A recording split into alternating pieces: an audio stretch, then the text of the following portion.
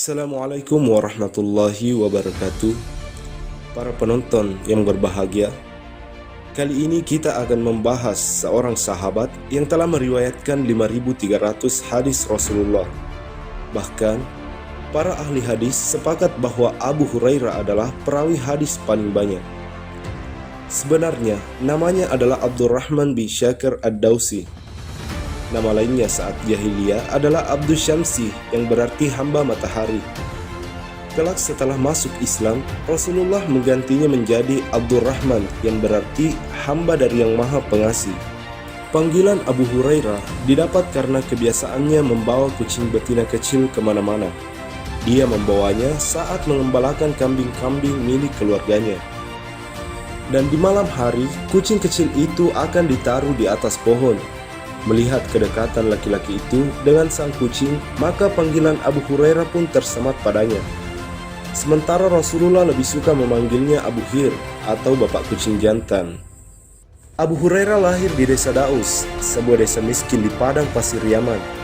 Usianya kira-kira lebih muda 30 tahun dari Rasulullah. Hidup di tengah kabilah Azad, dia sudah menjadi yatim sejak kecil dan membantu ibunya menggembalakan ternak.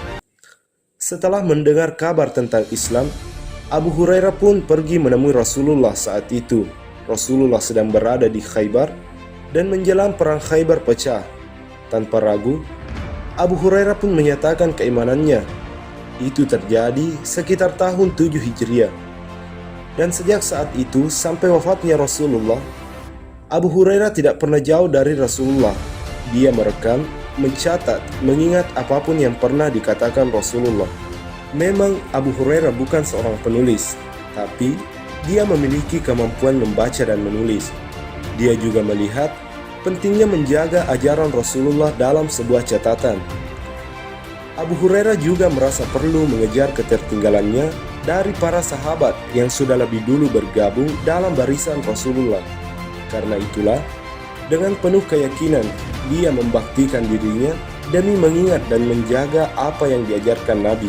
Seperti disebut di awal bahwa Abu Hurairah menyampaikan banyak sekali hadis Nabi. Waktu itu, banyak dari kalangan Muhajirin dan Ansar yang merasa heran dengan hadis yang disampaikan oleh Abu Hurairah. Bukan menuduhnya berbohong, tapi mereka mengenal Abu Hurairah baru bersama masyarakat Islam sekitar 4 tahun. Padahal, masih banyak dari kalangan Ansar dan Muhajir yang lebih dekat dengan Rasulullah. Dalam hal ini, Abu Hurairah menjelaskan dengan tenang, ketahuilah bahwa orang-orang Muhajirin di luar waktu perang banyak yang disibukkan dengan urusan bisnis mereka, sedang orang Ansar mengurus kebun-kebun mereka. Sedang aku hanyalah orang miskin yang memiliki waktu luang, maka aku gunakan waktuku untuk mendampingi Rasulullah hingga aku ada di sisi beliau saat saudara-saudara yang lain tidak hadir. Karena banyaknya hadis yang disampaikan Abu Hurairah membuat perhatian masyarakat terbelah.